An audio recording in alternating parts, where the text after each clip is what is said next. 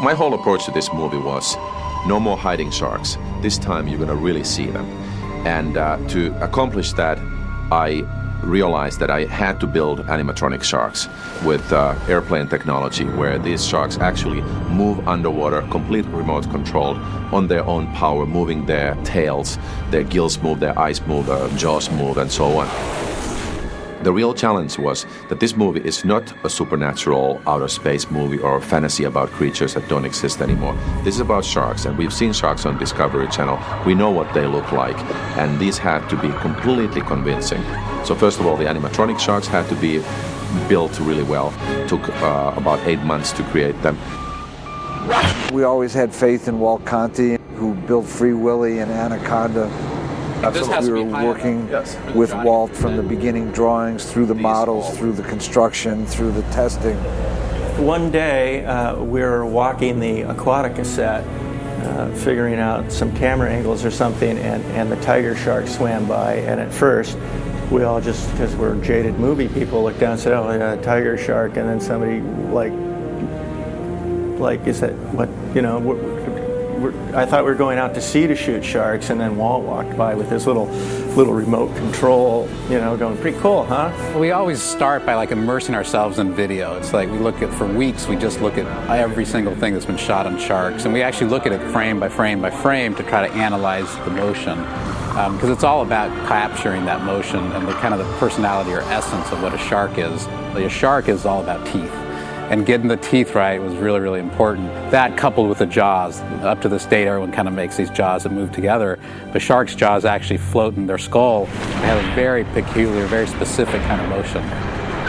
Inside is actually quite complex. It's much more akin to aerospace technology. We basically borrow a lot of things that are flying in 747s and other airplanes. It's a lot of that technology, a lot of the hydraulics, electronics, and computer stuff. And that's the stuff that makes them go. Certainly there's always a lot of nervousness. It's like if the shark doesn't work, the film doesn't work. And certainly we had some history of doing believable animals, but until they actually saw the first footage of the first shark, everyone always wondered, is it going to look like rubber? Is it going to look fake? And then when they saw that first footage, it was, oh my gosh, here's, you know, it's a real shark. We had these mechanical sharks, which the biggest one, which actually plays in this scene, is a 25-foot shark, which weighs 8,000 pounds and has a 1,000 horsepower engine. So when you imagine this kind of an 8,000-pound animal moving 35 miles an hour underwater, it's real precision work, because it's like a big runaway truck and you don't want it to go to the wrong place. In the wet lab is this incredible long scene where the shark basically is there in broad daylight for many, many pages of dialogue. And that was probably one of the scenes that people were most worried about, because it's not a lunge. It's the shark sedated, actually, which is not how you're used to seeing sharks. So that was probably one of the biggest challenges, just from like believability. She's sleeping like a baby. Those sharks are just as dangerous as real sharks, because they're so the power of them is so incredible. So they can actually kill you. The computer actually is used to record moves, so we're able to create this performance in this very specific lunge where it's biting off an actor's arm and ripping it off in one take. 3, 2, 1, action. That was one of the more tricky shots, and initially everyone just assumed we were going to do visual effects and we're going to paint in the arm. We were able to program the shark to leap over, grab the arm, and rip it off. And we had 9 or 10 cameras going. It's something people haven't seen. There's no trickery there. When it comes to doing your own stunts, I'm not very much into that.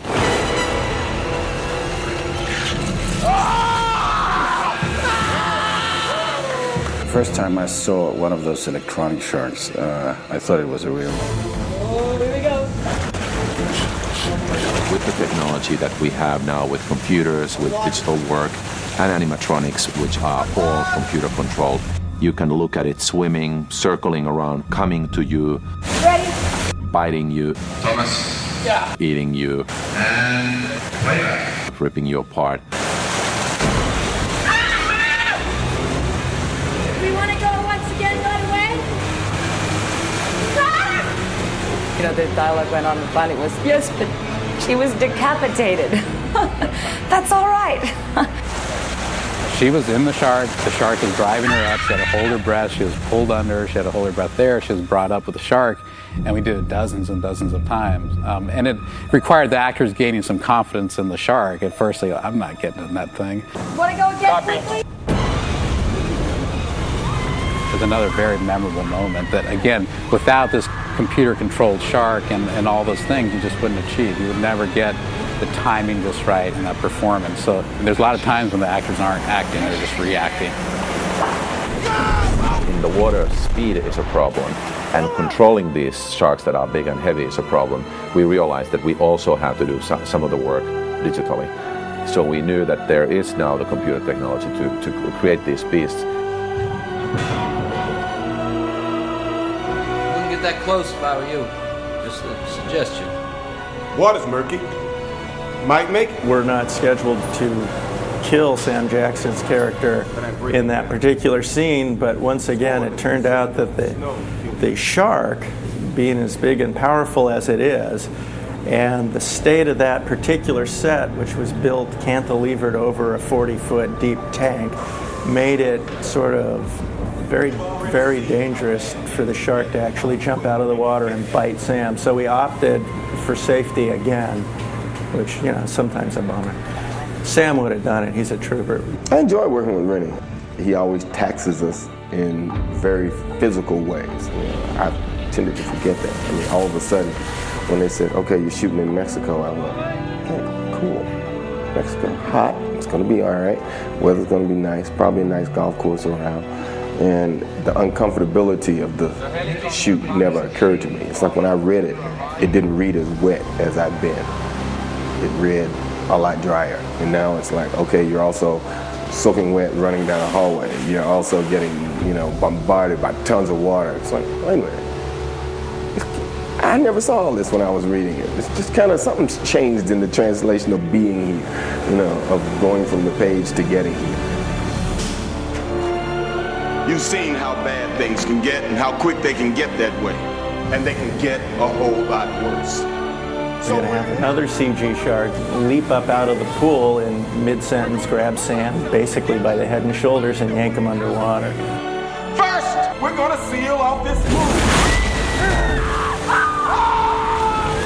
It's very much the same technology they used in movies like Jurassic Park, where they actually create a 3D, completely living, breathing, moving shark in the computer. I challenge anybody to tell me what is real, what is not, how different things were done, because obviously now that I'm telling you that this one is here to CG, you'll know that, but we'll know one shot. But anything else, take a guess.